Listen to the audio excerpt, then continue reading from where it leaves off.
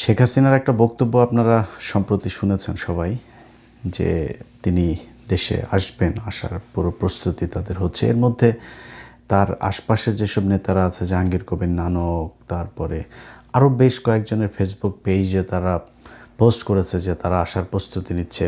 গাজীপুরের সাবেক মেয়র জাহাঙ্গীর, সেও পোস্ট করেছে যে তারা পূর্ণ প্রস্তুতি নিচ্ছে। নেতাদেরকে ঘোষণা দিয়েই তাদেরকে প্রস্তুত থাকার জন্য আহ্বান জানানো হচ্ছে।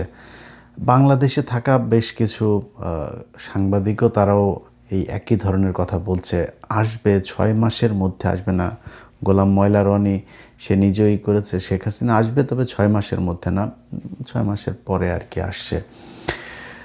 তো আমার কাছে বেশ কয়েকজনের সাথে এই বিষয়টা নিয়ে কথা হয়েছে। আমার একজন, আমি নাম বলছি না, যে কোনো একজন খেলোয়াড়, আপনারা হয়তো বুঝে যাবেন, তিনি তার এক ঘনিষ্ঠ একজনের কাছে তিনি বলেছেন যে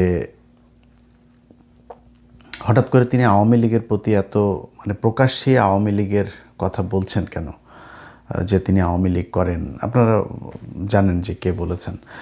তো তিনি তখন, যেহেতু ধরেন বাহ্যিকভাবে আমরা এখন যা দেখছি আওয়ামী লীগের, আওয়ামী লীগের তো ব্যাক করার কোনো সুযোগ, মনে করেন দেশে এখন বিএনপি কথার কথা থাকলো না, 6 মাস, 1 বছর, 1.5 বছর পরে মনে করেন বিএনপি থাকলো না, যদিও সেটার কোনো সুযোগ নাই। কারণ হয়েছে যে প্রধান বিরোধী দল যারা এখন আছে, আমি যতটুকু জানি, প্রধান বিরোধী দলের সাথে সরকারি দলের টাই খুবই চমৎকার, এবং তারা মিলেমিশেই তারপরে দেশ চালাচ্ছে। অনেক ক্ষেত্রে অনেক বিরোধিতা আপনারা যেগুলো দেখছেন সেটা আসলে বিরোধিতা না, কিছু কিছু ক্ষেত্রে তো হচ্ছেই, কথার এদিক ওদিক তো মতের অমিল থাকবেই, সেটা খুবই স্বাভাবিক। কিন্তু আপনার মোটা দাগে যদি বলা হয়, দুই দলের ভেতরেই একটা সুনির্দিষ্ট আপনার পলিসি আছে, যে পলিসির বাইরে তারা যাবে না। অতএব বিএনপিকে সরানোর সুযোগ প্রধান বিরোধী দল যেহেতু সেটা চায় না, সো অন্য কেউ এসে তারপরে এই মুহূর্তে একটা আন্দোলন করে বা বিশাল কিছু করে তারপরে বিএনপি ক্ষমতা থেকে চলে যাবে, এই সুযোগটা আমার মনে হয় নাই। তো সেক্ষেত্রে মনে করেন কথার কথা, বিএনপি থাকবে না 6 মাস, 1 বছর, 1.5 বছর পরে, তাহলে হোয়াট ইজ নেক্সট? আপনার কি মনে হয় যে এই আওয়ামী লীগ তারপরে ক্ষমতায় আসবে, বিএনপি মনে করেন চলে গেল, বা বিএনপি বললো যে আমরা আরেকটা নির্বাচন দিব, দেশের অর্থনৈতিক অবস্থা মিলায় আমরা খুব একটা ভালো শেপে নাই, আমরা একটা গণভোট দিলাম বা আরেকটা নির্বাচন দিলাম, দিয়ে তারপরে তারা একটা কিছু করলো? অথবা কথার কথা মনে করেন যে সেনা শাসন আসলো, অন্য কিছু আসলো, তারাও যদি এসে আওয়ামী লীগকে এখন ক্ষমতায় বসাইতে চায়, বাংলাদেশের মানুষ কি সেটা মেনে নেবে? অনেক বিরোধিতা আছে। মনে করেন আমি ডক্টর ইউনূসের অনেক কিছুতে আমি খুবই কষ্ট পেয়েছি, খুবই তাকে আমরা সবাই চেয়েছি 5 বছর, 10 বছর, 20 বছর সে থাক। আমি নিজে বলেছি, কয়েকবার বলেছি, সেই ব্যক্তি শেষ সময় পর্যন্ত এসে যত দিন যাচ্ছিল তত মনে হচ্ছিল যে এই কাজগুলো হচ্ছে না। ধরেন বিডিআরের মানুষগুলো এখন পর্যন্ত, সেই বিডিআরের লোকগুলো জেলখানায় কেন? আলেমদের অনেকে এখন পর্যন্ত জেলখানায় কেন? এই কাজগুলোতে সে শেষ করে দিয়ে যায় নাই। অতএব এগুলো যত দিন যাচ্ছিল তার প্রতি আমাদের আস্থা তত বেশি সংকট তৈরি হচ্ছিল। তো এই কাজগুলো হচ্ছিল। তারপরেও মনে করেন ডক্টর ইউনূসের সাথে আমি তারে পছন্দ করি না এখন, কিন্তু শেখ হাসিনার প্রশ্নে কি ডক্টর ইউনূস আর আমার মধ্যে কোনো পার্থক্য আছে? আমি একই জিনিস চাই। আমি বিএনপির এখন অনেক কিছু দেখতে পারি না, বাট বিএনপি জামাতের মনে করেন অনেক কিছু দেখতে পারে না, কিন্তু শেখ হাসিনার প্রশ্নে বাংলাদেশের মানুষ এক, এটা কিন্তু আপনাকে আবার বুঝতে হবে। এনসিপি যত কিছুই করুক, যত ধান্দাবাজি চান্দাবাজি যত কিছুই করুক, পাশার চামড়া যে লাল হয়ে যাবে যদি আসে, আপনার এই আওয়ামী লীগ ব্যাক করে, সেটা কিন্তু তারা ঠিকই বোঝে। অতএব এরকম কোনো কিছু হলে সবাই এক হয়ে যাবে। সো সেই সুযোগটা নাই। তারপরেও কিছু একটা হচ্ছে, যে কারণে সব দিক থেকে আওয়াজটা একই রকম হচ্ছে।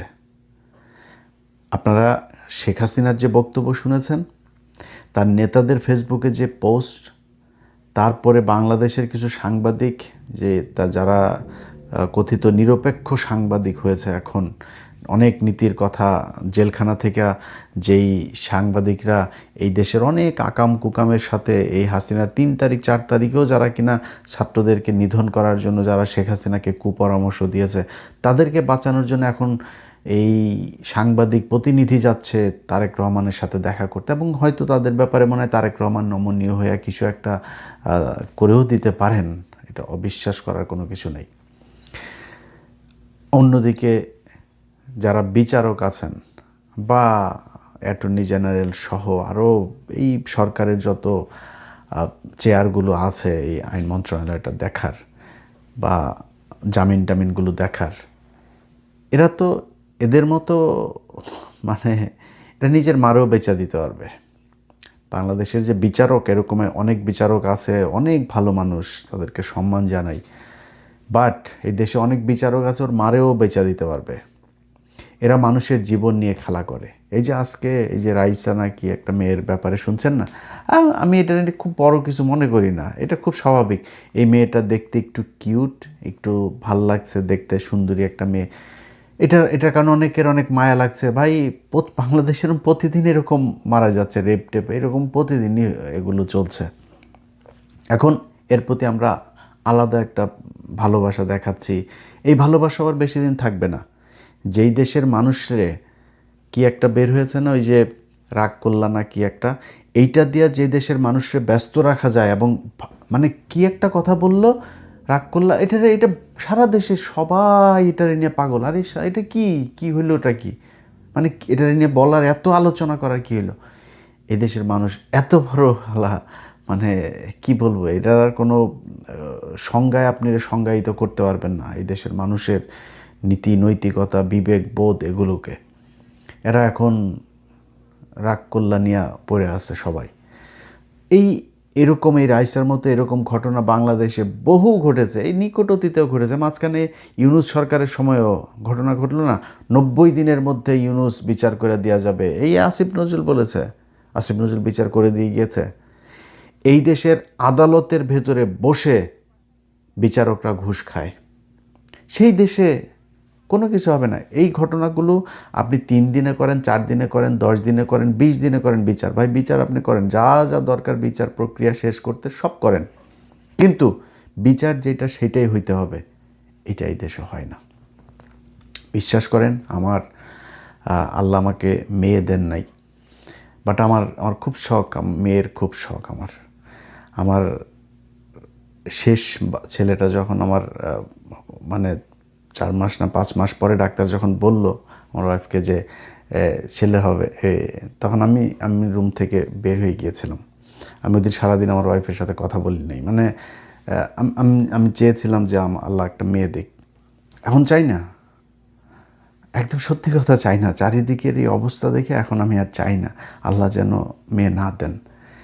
কারণ আজকে যেই মেয়েটা মারা গিয়েছে, এই মেয়েটার মতো এরকম অসংখ্য মেয়ে কালকে হবে, পরশু হবে, 1 বছর পরে হবে, 2 বছর পরে হইতেই থাকবে, চলতেই থাকবে।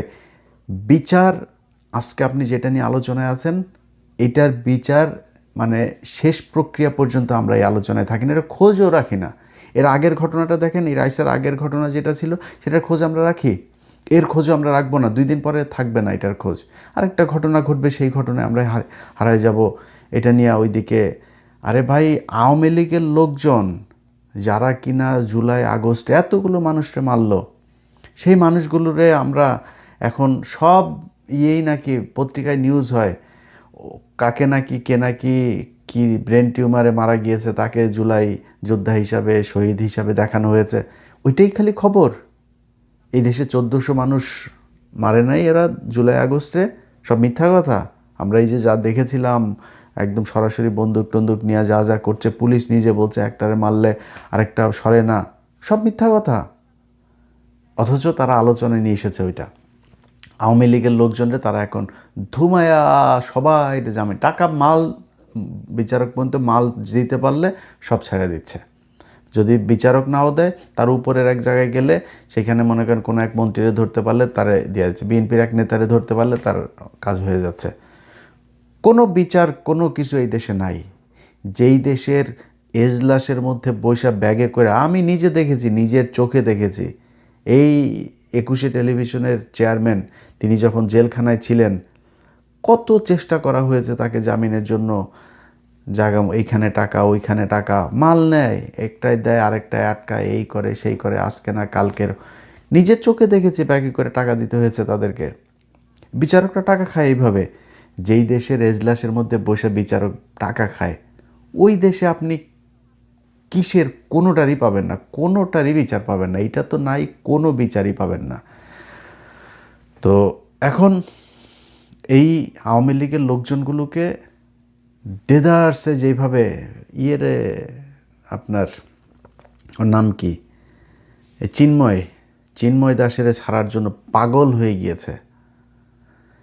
তারপরে আওয়ামী লীগের স্পিকারের ধরার 1.5 দিনের মাথায়, বাবা রে বাবা কি স্পিড! একটা জামিন আদেশ হইলে মানে আইজি প্রিজন পর্যন্ত ফোন করতে হয়েছে আমার। আইজি প্রিজন পর্যন্ত, জেল সুপার, জেলার মেলার সব টপকায় যায়, হয় না, কাজ হয় না, আইজি প্রিজনের কাছে যাইতে হয়। ডিজিএফআই চিফ, ওই বিডিআরের ডিজি, ওরে ফোন করে তারপরে করতে হয়। আর 1.5 দিনের মাথায় একদম স্পেশাল কোর্ট টোট বসায়া বাবারে জামিন হয়ে গেল স্পিকার। তারে স্পিকার কই ছিল জানেন? স্পিকারের কোত্থেকে ধরছে এটা আর বললাম না। স্পেশাল ট্রিটমেন্ট দেওয়া তাকে রাখা হয়েছে, স্পেশাল ট্রিটমেন্ট দেওয়া এজলাস বসানো হয়েছে, তারপরে রায় দেওয়া হয়েছে স্পেশাল ক্যাটাগরি, তাকে দ্রুততার সাথে তাকে বের করে দেওয়া হয়েছে। কেন?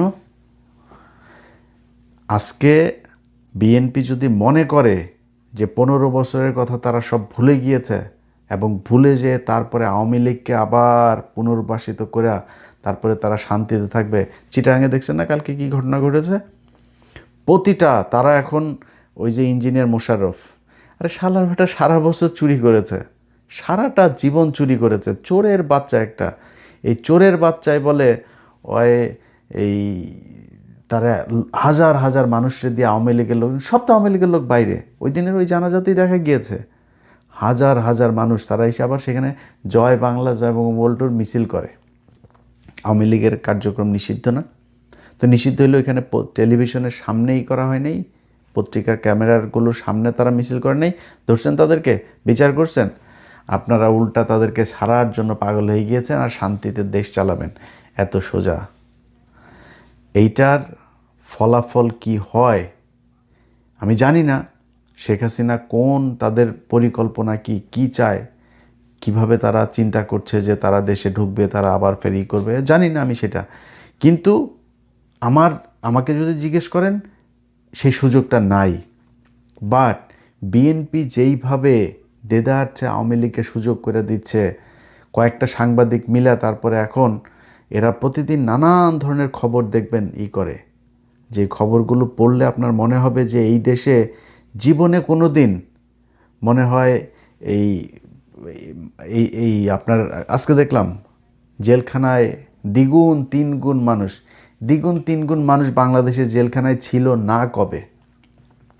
ধারণ ক্ষমতার 10 গুণ পর্যন্ত পৌঁছেছিল এই আওয়ামী লীগের সময়, এখন দ্বিগুণ 3 গুণ। এটা খুবই খুবই মানে আরামদায়ক অবস্থা জেলখানায়, দ্বিগুণ, এটা খুবই নর্মাল একটা ব্যাপার। এখন এটার নিয়ে নিউজ, আওয়ামী লীগের একজন আটক হয়েছে, ওরে বাবা সেটার নিয়ে নিউজ দেখবেন। কালকে কারো মৃত্যু কামনা করি না, কালকে ওবায়দুল কাদের মারা যাবে, তার লাশ নিয়ে আসতে চাবে দেশে, এবং বিএনপি হয়তো অ্যালাউ করবে, আনার পরে সেটার নিয়ে বিশাল এক হবে, কারণ মৃত্যুর পরে তো আর তারা অ্যারেস্ট করতে পারবেন না, তখন তারা লাশ নিয়ে আসবে, এসে তারপরে সেটার নিয়ে একটা গ্যাদারিং করবে, ওইটার বিএনপি আবার অ্যালাউ করবে, অ্যালাউ করে দিয়ে তারপরে তাদেরকে মিটিং মিছিল টিছিলগুলো করতে দিবে, এরকম হবে। তো এখন একদম মানে অনেক কিছু গেল। 2টা বছর কি হয়েছে জানেন, মানে আওয়ামী লীগ শুনলেই সাপের মতো ফোঁস করে উঠতাম, আরে এই আওয়ামী লীগ করে, ওই আওয়ামী লীগ, সব কিছু নিয়ে খুব মানে তৎপর ছিলাম। বাট এই মানে কুকুর ছানারা যে 15 বছরে যে ওদের শিক্ষা হয় নাই, এটা ভাই বুঝতে পারি নাই। এটা যদি বুঝতে পারতাম তাহলে আজকে এই আবার ফের এই অর্থ সংকটে থাকতে হইতো না। কিছু টাকা পয়সা কামাই নিতাম, কামাই তারপরে দেশে যায় একটা ব্যবসা ধরতাম, একটা টেলিভিশনের টিয়ে নিয়ে ওইখানে বসে তারপরে চাঁদাবাজি করতাম। ওরা যে এরকম জাউরামি করবে এটা জানলে তাহলে নিজের মানে আখের নিজে গুছাইতাম। বাট এক জায়গায় নীতির জায়গায় ছিলাম। গ্রামের খুব গরিব মানুষ, একটা পুলিশের কনস্টেবলের চাকরি নেবে, আমি বলছি ভাই দেখ এই সরকারটা যাক, এটা নর্মাল সরকার আসুক, তারপরে দেখব না। 2 বছর এত এই আওয়ামী লীগের প্রশ্নে এত নীতি দেখিয়েছে, অথচ ওদের পাছার চামড়া লাল করেছে। ওরা বের হয়ে এখন ওরা দোষ খোঁজ হইল গিয়া জামাতের যায়, আওয়ামী লীগ ওদের বাপ এখন। এই অবস্থায় চলছে, যে কারণে এখন একটু ধৈর্য ধরে আছে। খুব খারাপ লাগে কিছু কিছু জিনিস দেখলে ভাই, খুব কষ্ট পাই, বাট একদম চুপ করে আছে, কিচ্ছু বলি না। আল্লাহ এই 15 বছরে তোদেরকে এই যেই শাস্তি দিয়েছে এটা দেওয়ার পরে তোদের যেহেতু শিক্ষা হয় নাই, আল্লাহর কাছে দোয়া করি। এতদিন দোয়া করতাম আল্লাহ জীবনে হাসিনার পতনটা দেখাই দেয়, ওদের পতন তো দেখলাম, তো তোদেরকে আল্লাহ যেন ওইরকম একটা বিপদে ফেলে তারপরে যেন ওই দিন আবার বলার যেন আল্লাহ সেই আল্লাহ যেন সেইটু সুস্থ রাখেন, বাঁচিয়ে রাখেন, তোদেরকে যাতে বলে যাইতে পারি। এত অমানুষ তোরা, এটা যদি বুঝতাম তাহলে নিজের পরিবারের, নিজের ক্যারিয়ার, নিজের এত কিছু নষ্ট করতাম না। আওয়ামী লীগের সময় আমি বাংলাদেশে খারাপ ছিলাম না তো, ভালোই ছিলাম। সমস্যা কি? এগুলো নিয়ে এত গ্যাঞ্জাম, এত কিছু করার দরকার ছিল নাকি? যাই হোক ভাই, যেটা বললাম, আওয়ামী লীগের ব্যাপারে সাবধান হয়েন। যা কিছু বলি কোনোটাই বিএনপির বিরুদ্ধে না, জামাতের বিরুদ্ধে না, কারোর জন্য না। বাংলাদেশের জন্য ইন্ডিয়া যতটা ভয়ঙ্কর, আওয়ামী লীগ ততটা, এরা দুইটা একই জিনিস। এই কারণে এদের ব্যাপারে খুব তৎপর থাকি সব সময়। আপনারা থাকেন এই দেশের জন্য, এই দেশটার জন্য, এই আওয়ামী লীগ থেকে এই দেশকে বাঁচাইতে হবে। এদেশের রাজনীতি, এই দেশের অর্থনীতি, এই দেশের সামাজিক অবস্থা যদি আওয়ামী লীগ থেকে বাঁচাইতে পারেন, দেশ বাঁচবে। আজকে দেখেন বিএসএফ বিডিআর পাল্টা সেখানে করেছে, কী হয়েছে তাই? বাংলাদেশ দখল করে নিয়েছে। কিছু কিছু শুয়োর ছানারা আছে এরকম, ভাই আমরা তো 3 দিকে, আমরা ইন্ডিয়ার সাথে কি করে, তাহলে তোর বাড়ির মহিলা যেটি আছে ওগুলো নিয়ে ওইখানে ইন্ডিয়ার ওদের সাথে যায় ওই যে শঙ্খ খেলতে দেওয়া যায়। যদি 3 দিকে থাকতে আমার এই ইন্ডিয়ার চাপ সহ্য করেই থাকতে হয়, তা আমার পাকিস্তান সমস্যা ছিল কি? পাকিস্তানের সাথে থাকলে তার ইন্ডিয়া করতে পারতো না। তা পাকিস্তানের সাথে পাকিস্তান কী করছে আমাদেরকে? 1947 থেকে 1971 সাল পর্যন্ত এই দেশে এই যতগুলো বিশ্ববিদ্যালয়, ঢাকা বিশ্ববিদ্যালয় ছাড়া জাহাঙ্গীরনগর, বুয়েট, এই ভিকারুননিসা স্কুল, এই নটরডেম কলেজ, এই মানে রেসিডেন্সিয়াল কলেজ, তারপরে Salimullah medical, Rangpur medical, Rajshahi medical, Mymensingh medical, Chittagong medical, সব জাহাঙ্গীরনগর ইউনিভার্সিটি, সব কিছু পাকিস্তানিরা করেছে। এই কমলাপুর, এই বায়তুল মোকাররম মসজিদ, এই সংসদ ভবনটা সব পাকিস্তান করে দিয়ে গেছে। তো সমস্যা ছিল কি? এগুলো ইন্ডিয়া ইচ্ছা করে এই কৃত্রিমভাবে আমাদের সাথে পাকিস্তান। শেখ হাসিনার দেশে ফেরার বিষয়ে গত কয়েকদিন ধরে যে গুঞ্জন তীব্র হচ্ছে, তার সঙ্গে আরও কিছু তথ্য বা বক্তব্য যেভাবে বলি না কেন পাওয়া গেছে, সেগুলো একটু আপনাদের সাথে শেয়ার করব। তবে তার আগে 2টি প্রশ্ন। শেখ হাসিনা যদি সত্যিই দেশে ফিরতে চান এবং এই বক্তব্যগুলো তীব্র হওয়ার সঙ্গে সঙ্গে সরকার কেন এখনো পর্যন্ত কোনো প্রতিক্রিয়া দিচ্ছে না? নাকি শেখ হাসিনা যে বক্তব্যগুলো দিচ্ছেন সেগুলো কেবলই তার স্টান্টবাজি? আর সরকার যদি বিশ্বাস করেই থাকেন যে শেখ হাসিনা ফিরবেন, তাহলে কি এই কারণে কোনো প্রতিক্রিয়া দিচ্ছে না যে সামনে কোনো বিপদ আজ করতে পারছে সরকার? যদি সরকার বিপদ আজ করতে পারে সত্যি সত্যি, তার পেছনের কারণগুলো কি সে বিষয়ে একটু কথা বলবো। তার আগে একটু বলে নেই যে নতুন কি জানা যাচ্ছে। শেখ হাসিনার সঙ্গে যারা মানে আওয়ামী লীগের নেতারা যারা নিয়মিত বৈঠক করেন, তাদের কেউ এমনকি তার সঙ্গে যারা দেখা করেছেন এর মধ্যে, তাদের কেউ বাংলাদেশে কোনো গণমাধ্যমকে জানাচ্ছেন যে শেখ হাসিনা সত্যিই দেশে ফিরে আসতে চান, তিনি বিচারের মুখোমুখি হতে চান এবং এজন্য নেতা কর্মীদের প্রস্তুতি গ্রহণেরও নির্দেশ দেওয়া হয়েছে। যেমন আওয়ামী লীগের যুগ্ম সাধারণ সম্পাদক বাহাউদ্দিন নাসিম তিনি টাইমস অব বাংলাদেশকে বলছেন যে শেখ হাসিনা দেশে দ্রুত সময়ে ফিরতে চান, সেজন্য যেসব প্রক্রিয়া গ্রহণ করা দরকার তা আমরা করছি। তিনি যেভাবে ভারতে গিয়েছেন বাংলাদেশেও বীর দর্পে ফিরবেন। শেখ হাসিনা স্টান্টবাজি করছেন কিনা, এর সাথে বাস্তবতা কতটুকু, এমন প্রশ্নের জবাবে বাহাউদ্দিন নাসিম বলছেন, একটু অপেক্ষা করুন, শেখ হাসিনার দেশে ফেরা উপলক্ষে বিপুল জনসমাগম করতে প্রস্তুতি নেওয়া হচ্ছে। এমনকি শেখ হাসিনার সঙ্গে নাকি এরই মধ্যে ইউরোপ আওয়ামী লীগের কোনো নেতা সাক্ষাৎ করেছেন, তারাও জানিয়েছেন শেখ হাসিনার এমন মনোভাবের কথা, এবং তারা কথাও বলেছেন যে আগামী 15ই আগস্টের আগে তিনি ভারতে বাংলাদেশ হাই কমিশনের কাছে ট্রাভেল পাস চাইবেন। যদি সত্যিই তা হয়ে থাকে, নিশ্চয়ই যা শোনা যাচ্ছে তার গুরুত্ব রয়েছে। আমরা এও জানতে পেরেছি যে শেখ হাসিনার নিরাপত্তা নিশ্চিত করে ভারতে তার সঙ্গে আওয়ামী লীগের নেতা কর্মীরাও মোটামুটি সাক্ষাৎ করছেন।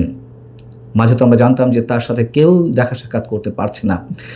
তৃণমূল নেতাকর্মীদের বড় অংশ দেশে মামলা, গ্রেপ্তার আতঙ্কে এবং আর্থিক সংকটে মানবেতর জীবনযাপন করছেন। শেখ হাসিনা নাকি মনে করছেন এই অবস্থায় তিনি অবশ্যই তাকে দেশে ফিরতে হবে, এবং দলীয় নেতাকর্মীদের এমন বিপদের মধ্যে রেখে তিনি আর ভারতে অবস্থান করতে চান না।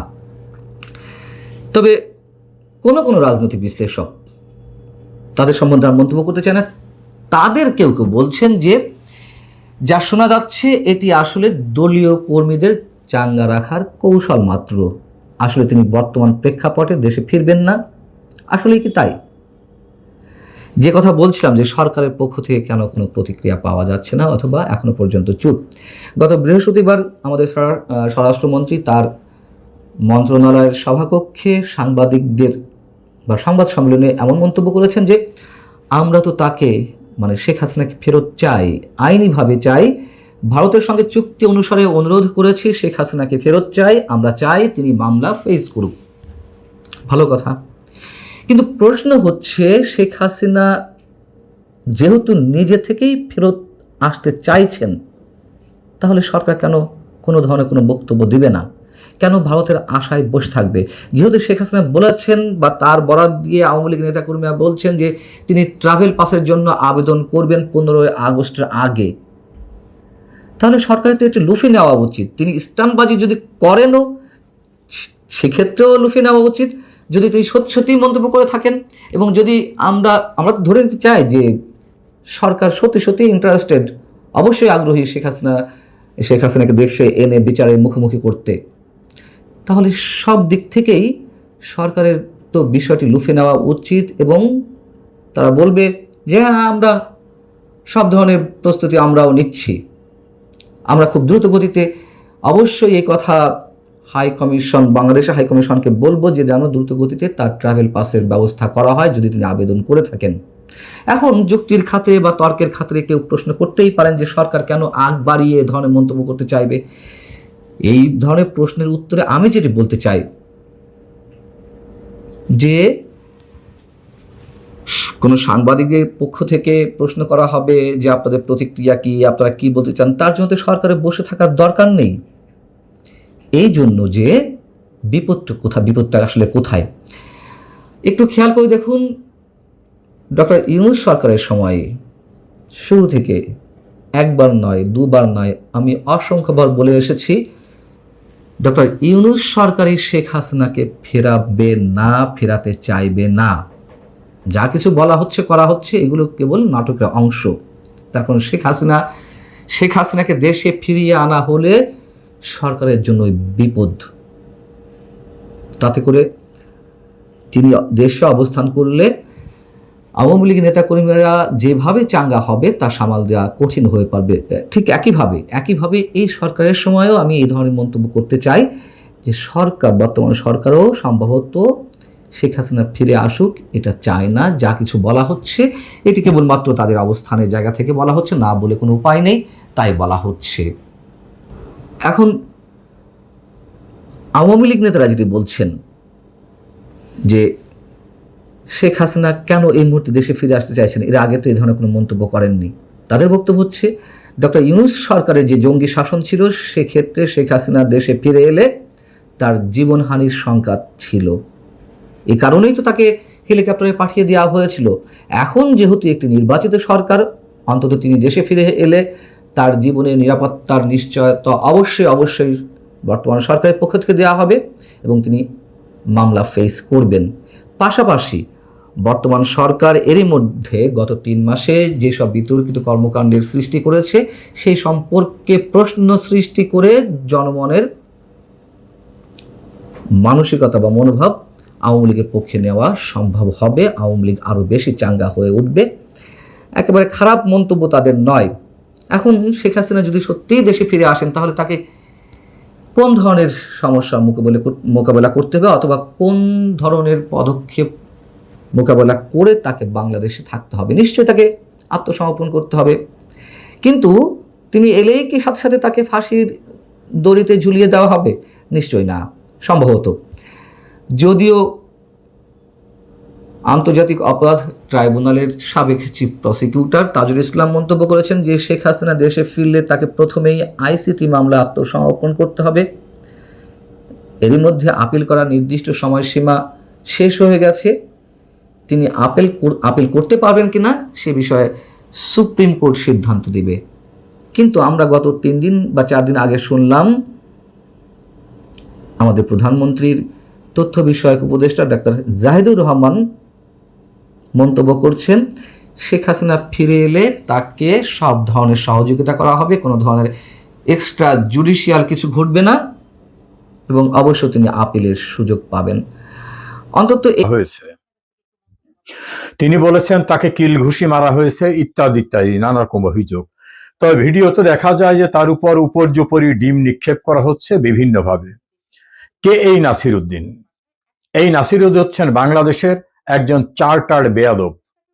আপনাদের মনে আছে বঙ্গবন্ধু ভবন ভেঙে দেওয়া, জাতির পিতার মুরাল গুড়িয়ে দেওয়া, বাংলাদেশের সম্মানিত ব্যক্তিদের অপদস্থ করা, বীর মুক্তিযোদ্ধা সাবেক প্রধান নির্বাচন কমিশনার নুরুল হুদার গলায় জুতার মালা দেওয়া, প্রধান বিচারপতি ছিলেন যারা তাদেরকে মবের শিকারে পরিণত করা সহ বিশ্ববিদ্যালয়ের ভাইস চ্যান্সেলরদের জুতার মালা দিয়ে তাড়িয়ে দেওয়া, এই ভয়ঙ্কর ঘটনা ঘটাবার যারা নায়ক তাদের অন্যতম।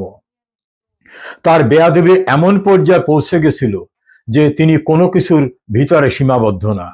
আর রাষ্ট্র ক্ষমতায় থাকা ব্যক্তিরা এই মবক্রেসিকে বলছিলেন না এটা প্রেসার, এটা মবক্রেসি না।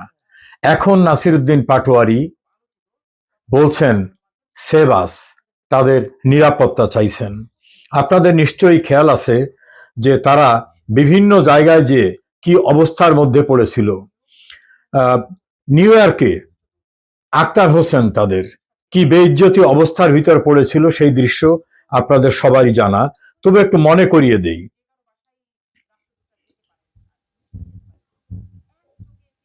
সিইসি নুরুল হুদা গলায় কিভাবে জুতার মালা দেওয়া হয়েছিল।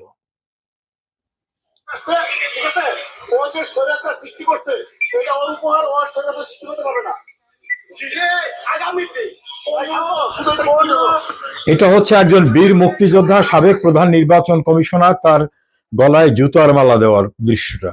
নিউ ইয়র্কে তারা কি অবস্থার মধ্যে পড়েছে।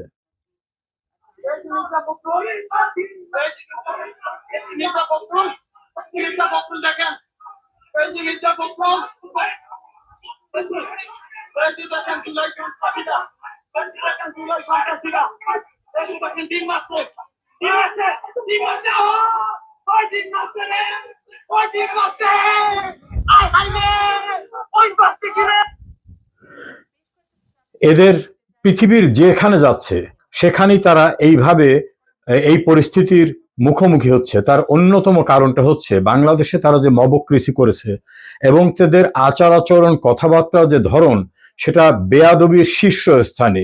তাদের কতগুলো চার্টার্ড বেয়াদব আছে। একটা নাম হাসনাত আব্দুল্লাহ, সে যেভাবে হুঙ্কার দেয়, যেভাবে কথা বলে, এটা কোনো শিষ্টাচার কোনো ভদ্রতার ভিতরে পড়ে না। সেই গাড়িটা উঠিয়েছে। আমরা এখন যে অবস্থা আছি, থানায় আমরা ঢোকার পর থেকে হলো কার্বিতে লক করে দেওয়া হয়েছে। মনে আছে বঙ্গবন্ধুর মুরালের উপরে কি জাতীয় অসম্মানজনক আচরণ করা হয়েছিল, এবং আর একজন উগ্রত তাদের মধ্যে ছিল হাদি। তিনি মহিলাদের বিশেষ একটি অঙ্গকে উচ্চারণ করে স্লোগান দিতেন এবং সেই স্লোগানকে বাহবা দিয়ে তাকে জাতীয় বীরে পরিণত করা হয়েছে। লন্ডনে গিয়েছিলেন ডক্টর মোহাম্মদ ইউনূস, হোটেল থেকে বের হতে পারেননি। আজ দেখলাম পর্তুগালে একই অবস্থা, নিউ ইয়র্কে আক্তারে একই অবস্থা, গাজীপুরে হাসনাত আবদুল্লার একই অবস্থা, কক্সেস বাজারে গিয়েছিল সেখানে একই অবস্থা, গোপালগঞ্জে আর্মির স্পেশালাইজড ভ্যানে করে তাদের পরিত্রাণ পেতে হয়েছে। যারা বাঙালি জাতির সংস্কৃতি ধ্বংস করেছে, সভ্যতা ভদ্রতা ধ্বংস করেছে, বঙ্গবন্ধু ভবন পুড়িয়ে গুড়িয়ে দিয়েছে, জাতির পিতার মুরাল ধ্বংস করেছে, বীর শ্রেষ্ঠদের মুরাল ধ্বংস করেছে, বাংলাদেশের যে সভ্যতা শিষ্টাচার সৌজন্য বোধ ছিল সেটা ধ্বংস করে দিয়েছে। একটা বেয়াদবের, উচ্ছৃঙ্খলের, অসভ্যের, জঙ্গির সমাজ ব্যবস্থা, রাষ্ট্র ব্যবস্থা কায়েম করেছিল ডক্টর ইউনূসের পৃষ্ঠপোষকতায়। এখন সময় এসেছে, দেশে দেশের বাইরে কোথাও আর তারা নিরাপদ না। দেখবেন কেউ কাউকে একটা অঙ্গুল হেলনি করলে 3টে অঙ্গুল কিন্তু নিজের দিক ফেরা থাকে। যে বেয়াদবদের তৈরি করেছিল ডক্টর ইউনূস সহ আওয়ামী বিরোধীরা, সেই বেয়াদবরা এখন চড়াও হয়েছে। মির্জা আব্বাসের মতো একজন বর্ষিয়ান রাজনীতিবিদকে যেভাবে হেনস্থা, যেভাবে অপমান করেছে তা অবর্ণনীয়। বর্তমান প্রধানমন্ত্রী তারেক রহমানের নামের পিছনে অশ্লীল শব্দ ব্যবহার করে যে স্লোগান দিয়েছে তারা মিছিল সহকারে, তারা এরা। বঙ্গবন্ধু ভবনকে রাষ্ট্রীয় যন্ত্রপাতি নিয়ে ধ্বংস করেছে এরা। বিশ্ববিদ্যালয়ের ভিসিকে গলায় জুতার মালা দিয়ে তাড়িয়ে দিয়েছে এরা। প্রধান শিক্ষক সহ অন্যান্য কলেজের শিক্ষা প্রতিষ্ঠানের প্রধানকে চরম অপমান করে রাস্তায় জুতার মালা গলায় দিয়ে বের করে দেওয়ার মতো অপমানের কাজ করেছে তারা। একজন স্কুল শিক্ষকের জোর করে পদত্যাগ করতে বলায় তিনি রাজি না হয় তার সঙ্গে এমন আচরণ করেছেন যে তিনি হার্ট অ্যাটাক হয়ে মারা গেছেন। দেশের সর্বোচ্চ আদালতের প্রধান বিচারপতি সহ সকল বিচারপতিদের মবক্রেসি দিয়ে তাড়িয়ে দিতে বাধ্য করেছিল এরা। মবক্রেসির মাধ্যমে একটি গণতান্ত্রিক সরকারকে উচ্ছেদ করে অবৈধ উপায়ে মেটিকুলাস ডিজাইনে ষড়যন্ত্র করে ক্ষমতা দখলের হাতিয়ার হিসাবে ব্যবহৃত হয়েছিল এরা।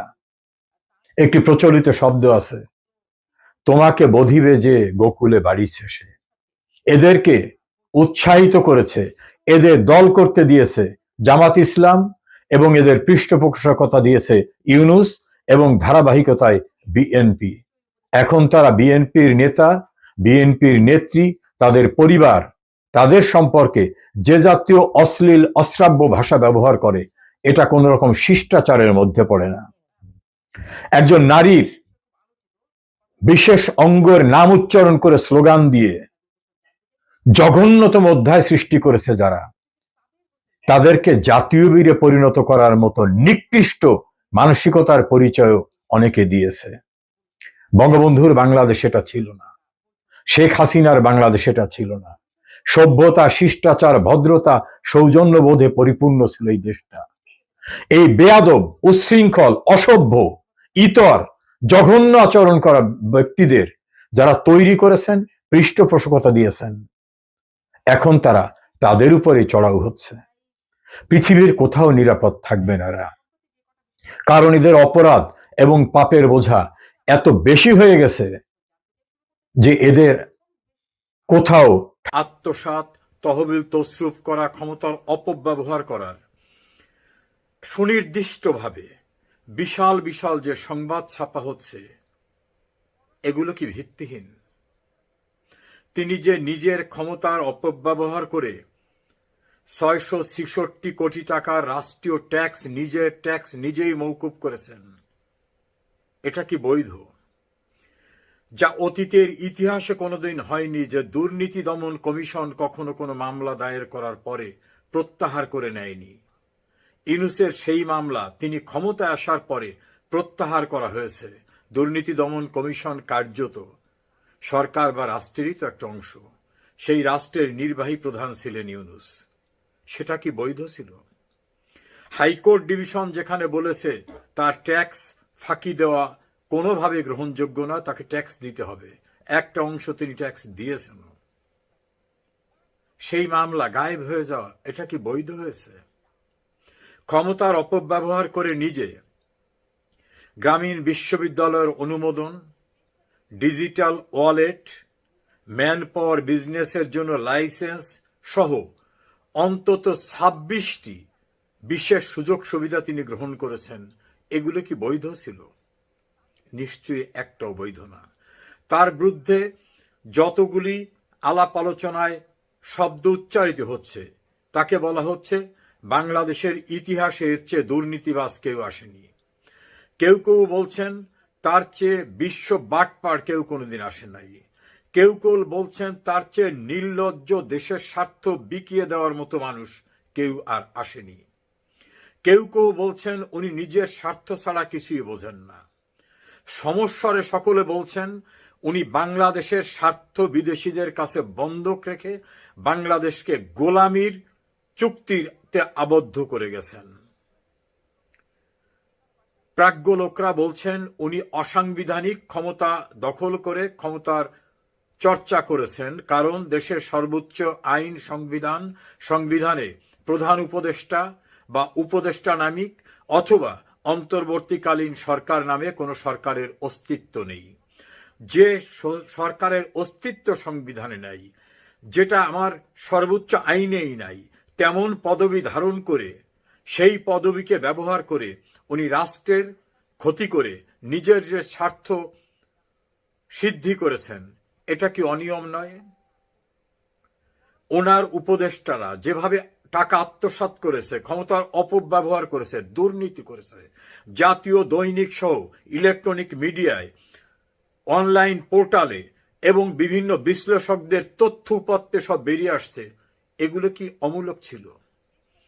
এত অনিয়ম, এত অবৈধ কর্মকাণ্ড, এত দুর্নীতি, এত ক্ষমতার অপব্যবহার, এত সংবিধান লঙ্ঘনের ঘটনা, এত স্বেচ্ছাচারিতা, এত স্বার্থ সিদ্ধি করার ঘটনায় একটা ইনকোয়ারি কি হতে পারে না?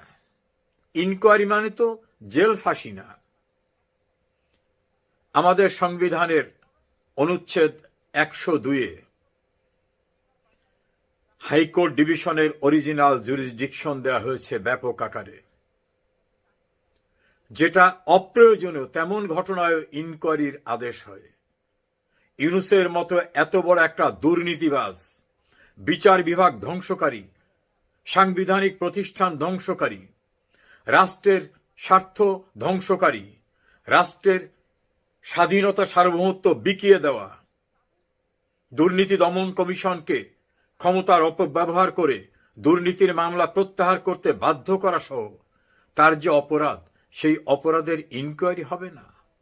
আমাদের হাইকোর্ট বিভাগ এমন একটি গুরুত্বপূর্ণ জনস্বার্থ সংশ্লিষ্ট রিট পিটিশনকে শুরুতেই খারিজ করে দিয়েছেন। এই রিট পিটিশনের পিটিশনার মহসিন রশিদ বাংলাদেশের একজন খ্যাতিমান জ্যেষ্ঠ আইনজীবী। যিনি এই রিট পিটিশন মুভ করেছেন তিনি বাংলাদেশের প্রখ্যাত একজন আইনজীবী, সাবেক এডিশনাল অ্যাটর্নি জেনারেল সিনিয়র আইনজীবী জনাব খলিলুর রহমান। এত তথ্য উপাত্তর পরেও এই রিট পিটিশনটা সামারিলি রিজেক্ট করা কোনোভাবেই মেনে নিতে পারছি না। আদালতের সিদ্ধান্ত হয়েছে, অ্যাপিলেট ফোরাম আছে, কিন্তু প্রায় 40 বছর আইন পেশায় আছি, আইন অঙ্গনের সঙ্গে জড়িত। যখনই কোনো ক্রান্তিকাল আসে, যখন জনস্বার্থের প্রশ্ন আসে, যখন সংবিধানকে সমুন্নত করার প্রশ্ন আসে, যখন ন্যায় বিচারকে সমুন্নত করার প্রয়োজন হয়, তখন হাইকোর্ট ডিভিশন কেউ এগিয়ে না এলেও সুয়ামোটো রুল ইস্যু করে তার উপর অর্পিত দায়িত্ব পালন করেন। এক্ষেত্রে সুয়ামোটো রুলের প্রয়োজন ছিল না, যথাযথ একটি আবেদন ছিল। সেই আবেদনটির গ্রহণযোগ্যতা রুল ইস্যু করে শুনানির মধ্য থেকেও নির্ধারণ করা যেত। আমাদের হাইকোর্ট ডিভিশন অনেক সময় অপ্রয়োজনে অনেক কিছুতে ইন্টারফেয়ার করেছেন। রিট মেইনটেনেবল না এমন জায়গায় রিটের জুরিসডিকশনের এক্সারসাইজ করেছেন। কিন্তু এত বড় একটা জনস্বার্থ সম্পৃক্ত বিষয়ে হাইকোর্ট ডিভিশন কগনিজেন্স নিলেন না। কেউ কেউ সামাজিক যোগাযোগ মাধ্যমে অভিমত ব্যক্ত করেছেন। বিচার বিভাগের স্বাধীনতা, স্বকীয়তা আমরা কি দৃশ্যমান দেখছি, নাকি বিচার বিভাগ নিজেরাই নিজেদের স্বকীয় অবস্থানটাকে সংকুচিত করছেন? এই প্রশ্ন কিন্তু ব্যাপক আকারে আইন সংশ্লিষ্ট শুধু নয়, সাধারণ মানুষের কাছে বিশাল প্রশ্নের সৃষ্টি করেছে। এটা কাম্য ছিল না। হাইকোর্ট বিভাগের পিকুইনারি জুরিসডিকশন সংবিধানের 102 অনুচ্ছেদে যা দেয়া হয়েছে তা আপিল বিভাগকেও দেওয়া হয়নি। যারা বিচারপতি হয়েছেন, দায়িত্বপ্রাপ্ত হয়েছেন, তারা যে শপথ নিয়েছেন সাংবিধানিক দায়িত্ব পালনে, তারা ভয় ভীতি অনুকম্পাকে গ্রহণ করবেন না, অর্পিত দায়িত্ব পালন করবেন। আমরা কি তা বাস্তবে দেখতে পাচ্ছি? আমাদের প্রত্যাশা পূরণ হচ্ছে কিনা এই প্রশ্ন কিন্তু এখন সকলেরই। এর মধ্যে শেখ হাসিনা বাংলাদেশি দূতাবাসে, দিল্লি বাংলাদেশ দূতাবাসে ট্রাভেল পাস চেয়ে আবেদনও করতে পারেন, এরকম একটা পর্যায়েও চলে গেছে শেখ হাসিনার ফেরার ডেফিনেট খবরটা। বাংলাদেশ টাইমস তাদের শিরোনামে বলছে, শিরোনামটা দেখে নিন, সেখানে বলা হচ্ছে যে দেশে ফিরে বিচারের মুখোমুখি হতে চান হাসিনা। মৃত্যুদণ্ডের আদেশ মাথায় রেখেই তিনি দেশে ফিরতে চান, দেশে ফিরে বিচারের মুখোমুখি হতে চান। সম্প্রতি অনলাইন প্ল্যাটফর্মে যে কথাবার্তা হয়েছে, তার যে অডিও বার্তা শোনা গেছে, সেই ঘটনার পরিপ্রেক্ষিতে আওয়ামী লীগের একাধিক নেতা টাইমস অব বাংলাদেশকে এই তথ্য নিশ্চিত করেছে বলে তারা দাবি করছে। দলীয় প্রধানের দেশে ফেরা উপলক্ষে নেতাকর্মীদের প্রস্তুতি গ্রহণের জন্যও বলা হয়েছে, আওয়ামী লীগের কয়েকজন নেতা সেটা জানিয়েছেন। টাইমস অব বাংলাদেশ যেটা বলছে সেটা হচ্ছে যে তারা জাহাঙ্গীর কবির নানক, বাহাউদ্দিন নাসিম তাদের সঙ্গে কথা বলেছে এবং ইউরোপীয় আওয়ামী লীগের একজন বড় নেতার সঙ্গে তারা কথা বলেছে, যিনি শেখ হাসিনার সঙ্গে সম্প্রতি বৈঠক করেছেন এবং সেই বৈঠকেই সিদ্ধান্ত ফাইনাল হয়েছে যে শেখ হাসিনা ফিরছেন। এখানে দাবি করা হচ্ছে যে আওয়ামী লীগের নেতারা শেখ হাসিনা দেশে ফেরার বিষয়ে যাই বলেন না কেন, রাজনৈতিক বিশ্লেষকরা আবার অন্যটা মনে করছেন। রাজনৈতিক বিশ্লেষকরা বলছেন যে এটা এক ধরনের কর্মীদের উৎসাহিত করার জন্য, কর্মীদের ভোল্টেজ চাঙ্গা করার জন্য একটা টেকনিক, যে টেকনিকটা তিনি মানে তার পুরো জীবদ্দশাতেই অবলম্বন করেছেন। কর্মীদের উৎসাহিত করার জন্য নানা ধরনের মুখরোচক কথা বলার যে অভ্যাস, সেই অভ্যাস থেকে এই কথাটাও বলা হচ্ছে, এরকম দাবি আবার রাজনৈতিক বিশ্লেষকরা করছেন। অর্থাৎ শেখ হাসিনা যে সত্যিই ফিরছেন, ফিরে বিচারের মুখোমুখি হবেন, এটা বিশ্লেষকদের অনেকেই বিশ্বাস করতে চাইছেন না। আওয়ামী লীগের যুগ্ম সাধারণ সম্পাদক আফম বাহাউদ্দিন নাসিম তিনি টাইমস অব বাংলাদেশকে বলেছেন, শেখ হাসিনা দ্রুত সময়ে ফিরতে চান, সেজন্য যেসব প্রক্রিয়া গ্রহণ করা দরকার তা আমরা করছি। তিনি যেভাবে ভারতে গিয়েছেন সেভাবেই বীর দর্পে বাংলাদেশে ফিরবেন। অর্থাৎ ভারতে যে বিশেষ বিমানে গিয়েছেন, সেরকম বিশেষ বিমানে বীর দর্পে তিনি ফিরবেন। কোনো মানে বাণিজ্যিক বিমানের একটা সিটে বসে তিনি আসবেন না, এরকমটাই তার মনোভাব। এ ধরনের বক্তব্যের আসলে বাস্তবতা আছে কিনা, নাকি কর্মীদের চাঙ্গা করার কৌশল, এমন প্রশ্নের জবাবে বাহাউদ্দিন নাসিম বলেছেন, একটু অপেক্ষা করেন। শেখ হাসিনার দেশে ফেরা উপলক্ষে বিপুল জনসমাগমের প্রস্তুতি নেওয়া হচ্ছে। যে কথা বলছিলাম যে ছড়িয়ে পড়েছে বিমানবন্দর এলাকায় 2 কোটি জনগণের সমাবেশ করা হবে শেখ হাসিনাকে স্বাগত জানানোর জন্য। আমরা একটা ভিডিওতে এরকম বলেছিলাম যে শেখ হাসিনা সত্যিই যদি বিচারের মুখোমুখি হতে দেশে ফেরেন, তাহলে আওয়ামী লীগের যে সমর্থন রয়েছে, বাংলাদেশে ধরা হয় যে 40% আওয়ামী লীগের সমর্থন রয়েছে, সেই 40% জনগণের এগেনেস্টে গিয়ে শেখ হাসিনাকে ফাঁসিতে ঝুলিয়ে দেয়া কি সরকারের পক্ষে সম্ভব হবে? আমরা আওয়ামী লীগের আমলেও দেখেছি যে জামাতের অন্তত 2 জন নেতাকে আওয়ামী লীগ সরকার মানে আদালতের রায় থাকা সত্ত্বেও, মানে ট্রাইব্যুনালের রায় থাকা সত্ত্বেও তাদেরকে ফাঁসি দিতে চায়নি জনরোষের ভয়ে। এবং সর্বশেষ আমরা দেখেছি যে উচ্চ আদালতে সেই রায়টা পাল্টে গিয়ে আজীবন আমৃত্যু কারাদণ্ডের রায় হয়েছিল। আমি সেই 2 জন নেতার মানে নাম উল্লেখ করতে চাচ্ছি না, শুধুমাত্র বলতে চাই যে সেই 2 জন নেতাই মারা গেছেন, কারাভোগকালীন সময়েই মারা গেছেন। তাদেরকে মূলত আওয়ামী লীগ জনরোষ অনেক বেশি খারাপ পর্যায়ে চলে যাবে এই কারণে ফাঁসিতে ঝোলানোর সাহস পায়নি বলেই আমার ওই সময় মনে হয়েছে।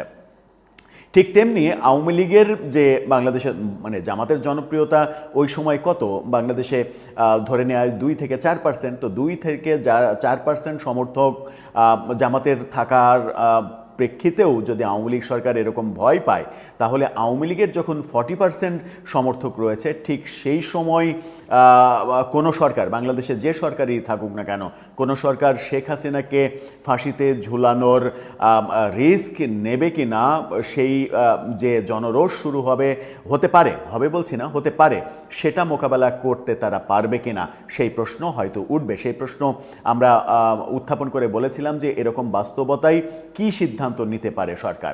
আবার এই রিপোর্টে বলা হচ্ছে যে শেখ হাসিনার যেটা ভাষ্য, তার বয়স অনেক হয়ে গেছে, তার বয়স এখন 79+, অনেক হয়ে গেছে এবং তার ধারণা যে খুব বেশি হলে আর কয়েক বছর তিনি বাঁচবেন। তো স্বাভাবিকভাবেই যদি আর মাত্র কয়েক বছর বাঁচার ব্যাপার থাকে, তাহলে মানে মৃত্যুদণ্ডকে ভয় তিনি কেন পাবেন? তিনি দেশে ফিরে আইনের মুখোমুখি হয়ে যদি তার মৃত্যুদণ্ডও হয়, তবুও তিনি দলের কাছে হিরো হয়ে যাবেন। দলের কাছে হিরো হয়ে যাওয়া এবং দলের অবস্থান ভালো হয়ে যাওয়া, এটার স্বার্থেই তিনি এটা করবেন। কিন্তু আমার কেন যেন মনে হয় যে এই ব্যাপারগুলো শেখ হাসিনা সত্যিই এসে এরকম একটা বিপজ্জনক পরিস্থিতি ফেস করবেন, এটা কতটা বাস্তবসম্মত সেটা আমার কাছে একটু কনফিউজিং মনে হয়। গত 2 দিনে ভারতীয় কিছু সাংবাদিকের বিভিন্ন বক্তব্য লক্ষ্য করছিলাম। তারা দাবি করছে অজিত দোভালের সঙ্গে শেখ হাসিনার কথাবার্তা হয়েছে, সেখানে উত্তপ্ত বাক্য বিনিময় হয়েছে। তারা দাবি করছে যে ভারত মানে শেখ হাসিনাকে এই মানে 16ই ডিসেম্বরের মধ্যেই বাংলাদেশে ফেরানোর ব্যাপারে পেছনে পেছনে কাজ করছে, অনেক দূর তারা এগিয়ে গেছে, এরকম নানা দাবি করছে। কিন্তু এখানে যখন টাইমস অফ বাংলাদেশ এই তথ্য দিচ্ছে যে ডেফিনেটলি শেখ হাসিনা ফিরছেন এবং তার আনুষঙ্গিক খবরগুলো দিলাম, সেখানে আরেকটা তথ্য জানিয়ে রাখি, সেটা হচ্ছে যে জাহাঙ্গীর কবির নানককে দায়িত্ব দেওয়া হয়েছে। এই খবরেই দাবি করা হয়েছে জাহাঙ্গীর কবির নানককে দায়িত্ব দেওয়া হয়েছে শেখ হাসিনা ফিরলে তাকে যে মানে গ্রহণ করা কিংবা মানে আনঅফিসিয়ালি সম্বর্ধনা দেয়া, ফিরলে তো তাকে বিমানবন্দর থেকেই গ্রেপ্তার করা হবে। তো তারপরেও তার ফেরা উপলক্ষে ব্যাপক জনসমাগম করা, এই দায়িত্ব জাহাঙ্গীর কবির নানককে দেওয়া হয়েছে এবং নানক সারা দেশে নেতাকর্মীদের সঙ্গে যোগাযোগ করছেন, সেই কথাও এখানে বলা হয়েছে।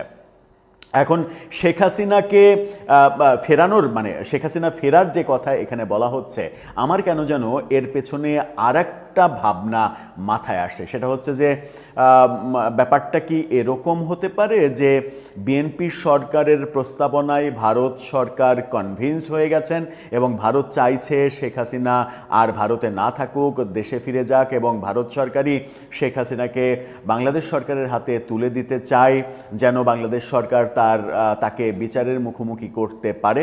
এরকম একটা বড় সিদ্ধান্তের দিকে কি ইন্ডিয়া চলে যেতে পারে কিংবা চলে গিয়েছে?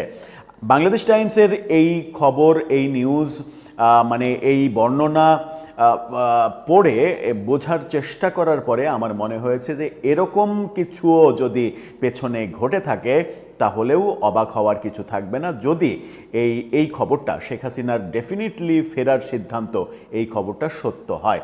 আমার মনে হয় না যে নিজের ইচ্ছায় তিনি নিজের জীবনকে বিপন্ন করতে বাংলাদেশে ফেরার সিদ্ধান্ত নেওয়াটা তার পক্ষে এতটা সহজ হওয়ার কথা। তারপরেও তিনি যেহেতু মানে তিনি যার কন্যা, তার ব্যক্তিগত জীবন নিয়ে বহু সমালোচনা আছে, বহু অভিযোগ আছে তার বিরুদ্ধে, কিন্তু তিনি যার কন্যা বঙ্গবন্ধু, সেই বঙ্গবন্ধু কখনো জেল জুলুমের ভয় করেননি। মানে তার জীবনের 4,500 দিন, তারও বেশি, 4,600 দিনের বেশি তিনি কারাগারে পাঠিয়েছেন। নিজের জীবনের 14 বছরের বেশি সময়